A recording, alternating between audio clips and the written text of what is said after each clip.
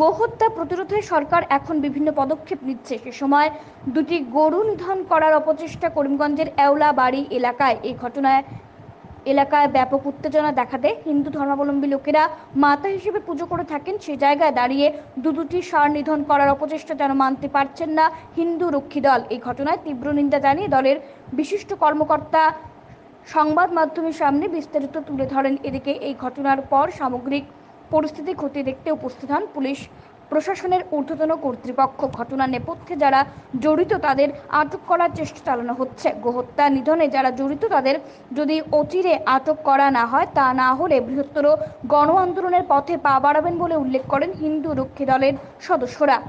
আজকে থেকে 5 বছর আগে শিবের ষাঁড়রে ছাড়া হয়েছিল। এই শিবের ষাঁড়রে আজকে সকালে দেখা যায় যে এলোবাড়ির নাচগড়ের মধ্যে একটা মৃত শিবের ষাঁড়রে লাশ পাওয়া গেছে। আর তারে এই জায়গাতে পাওয়া গেছে এটার ফাঁস কাটা আছে। যদি 48 ঘন্টার ভিতরে যদি এটারে অ্যারেস্ট না করে তাহলে আমরা বৃহত্তর আন্দোলনে যাইমু।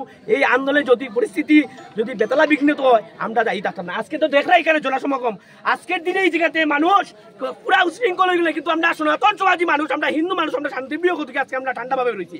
আজকে প্রশাসনকে ভরসা করি আর প্রশাসনে এটার ব্যবস্থা করুক। এটা সম্ভবত কিছু সময়ের মধ্যে মারা যেতে পারে যদি সঠিক ট্রিটমেন্ট না হয়। সেটি 5 বছর আগে শিবের নামে ছাড়া হয়েছিল এই গরু দুটি।